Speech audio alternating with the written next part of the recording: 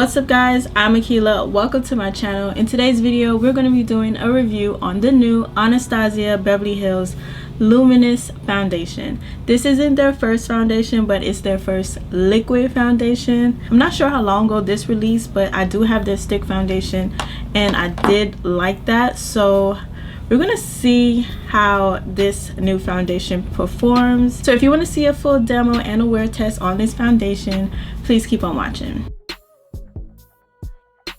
I got the foundation and I purchased the loose setting powder, so we're gonna try all of that today. Okay, let's go ahead and get into the foundation and all of the details. I'll try to make this quick. Here is the foundation. I bought it in the shade 410C. I'm not really too sure if this is my shade. I had kind of a hard time figuring it out, but we're gonna see. Okay, yes, so this is Anastasia Beverly Hills new foundation. It comes in 50 shades and it's available in 5 different categories, and that's fair, light, medium, tan, and deep, and 3 undertones, which is cool, warm, and neutral. The formula is supposed to be water resistant, long wearing, medium to buildable coverage, and weightless. It says that the foundation looks great on its own, so there's no need to set with powder. I'm not sure about that, at least not for me because I'm oily. And it's supposed to even out discoloration and unevenness without being cakey. There's no flashback or oxidization. I think I said that right. Here is what the packaging looks like. And it also says some stuff on this side. It says it's gluten-free, alcohol-free, clinically tested, dermatologist tested, ophthalmologist tested, is non-comedogenic, which is a good thing for those of us who have acne-prone skin. Suitable for sensitive skin, long wearing, and no flashback. The first ingredient on here is water. I know that matters to some people, so it is a water-based foundation. In my last foundation review video, I decided to compare the shades that I picked up with foundation shades that I like. Just in case you wear the same foundation as I do, I think that would be helpful. Like I said, I got 410. So I'm going to swatch that on my chest, just down the middle. Okay, so that's what 410 looks like. 410C is supposed to be for tan skin with a golden undertone. I'm going to swatch it next to the stick foundation. The stick foundation wasn't a perfect match, but I did enjoy it. That's a little bit darker. I think the shade that I got might be too light. I'm going to swatch the L'Oreal Infallible. I like this foundation too. It runs more on the golden side. It looks kind of good next to Anastasia foundation. Okay, yeah, I'm going to swatch the Maybelline Dream Urban cover because I found that was a perfect match for me. Let's go ahead and apply this foundation.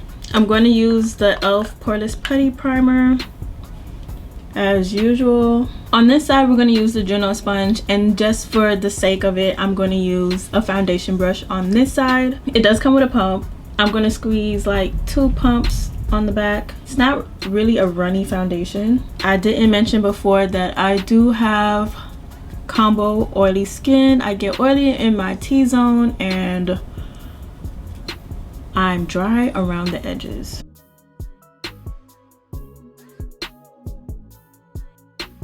It looks really yellow, but that could be because I'm using the sponge. When you use the Juno sponge, you get full coverage. I probably need to soak up some of that foundation. So far with this one coat, it's definitely medium. I could still see some spots on my face, but it's not bad. If you want full coverage, you just need to go in another time, but this looks good. And even for it to be a luminous foundation, it doesn't look oily. I still have some more foundation on the back of my hand, but I'm gonna add another pump and go in with a brush.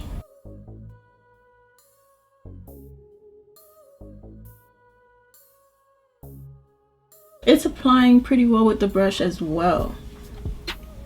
it's still maintaining a good amount of coverage with the brush. How do you guys feel about the color? Like, it looks really yellow, at least to me in person. I feel like I might be able to make this work. Okay, this is one coat of the foundation. This is the side that I used the brush on. You can still see some of my acne spots right here, but I'm not mad at that. I feel like the coverage looks good. I'm gonna go ahead and apply my concealer.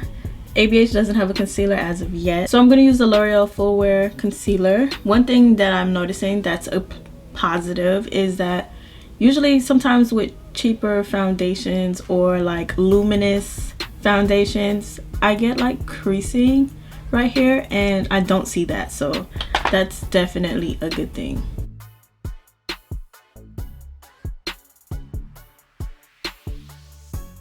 My concealer's on. We could go ahead and get into the setting powder. First off, I'm just going to say that it's freaking huge. Look at how big this powder is. Like, this is really big.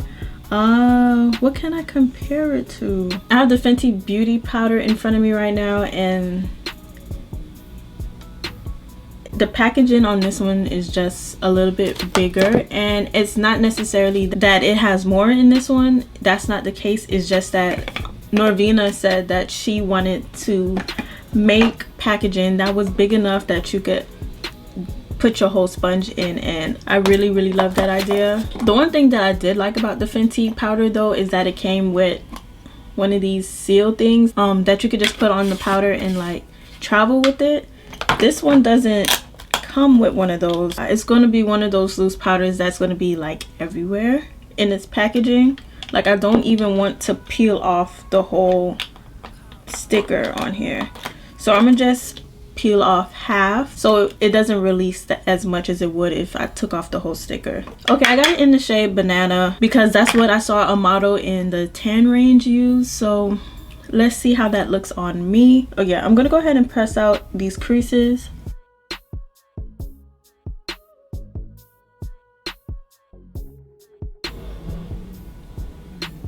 It looks good.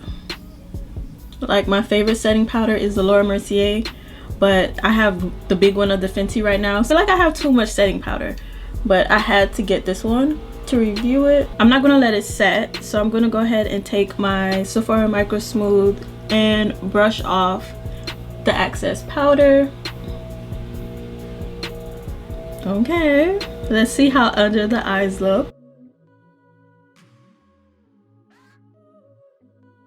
Okay.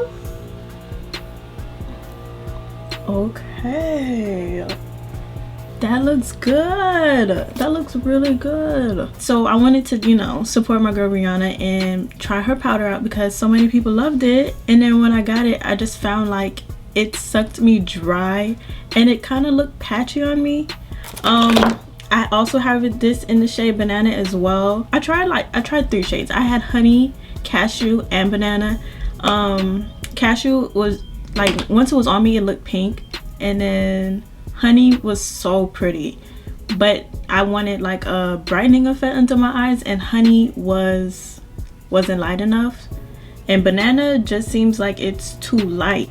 So this one going to be like my new go-to setting powder for now on. Okay, now that my bronzer's on, I'm going to go ahead and apply some Fix Plus.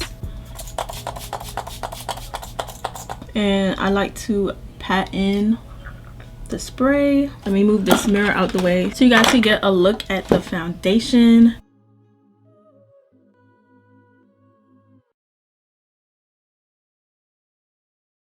I freaking like it. I know at first the color kind of looked a little iffy, but I think all together it looks pretty bomb. I didn't read any claims about the setting powder. Let me go ahead and do that right now. The setting powder is $36. It comes in 5 shades. There's translucent, banana, vanilla, deep peach, which is such a pretty color, and golden orange. The loose setting powder perfects, brightens, and set makeup in place with ease. It's lightweight, super fine, and it goes on smoothly as it absorbs oil, minimizes shine, and leaves you with a with a flawless matte finish. Okay, this silky formula gives the complexion a seamless soft focus effect, blurs the look of imperfection, and extends the wear of your makeup. So far from the application, I do think it's lightweight. It doesn't like make you feel like it doesn't give you that feeling, and it does have like a soft focus blur on it, so I like it. I'm gonna go ahead and apply the rest of my makeup and I'll be back. Okay guys, I'm back and this is my final look. Let's see how the foundation held up while I was doing my makeup. Yeah, everything looks good. I did start to notice a little bit of creasing right here. Maybe that's my fault. Maybe I needed to set it a little bit more. But yeah, it is now, don't mind how dirty my screen is because it just has makeup all over it. It's a 418. I'm gonna try to give this like a 4 to 5 hour wear, and I'll come back and let you guys know my final thoughts. Okay guys, I am back. It is now 9:46 and I left at 3:41, so that makes it 6 hours that I've been wearing this makeup. So let's go ahead and look at it up close. I do look oily. Well, not that oily, but oilier. I think the foundation held up pretty well. It's just that now both of my smile lines are showing. I'm oily in my T-zones. Under my eyes is still matte and set. I was hearing some people say that this foundation was kind of like, it transferred a lot. I didn't witness that today at all. Yeah, it didn't transfer on anything for me, but I also didn't have like a very rigorous day. I was pretty much inside all day, and the foundation does not look like it separated or crumbled. For 6 hours of wear, I don't think it looks that bad. Is it a good foundation? Yes, I think it would work beautifully for people who have dry skin. Did I personally need this foundation? No.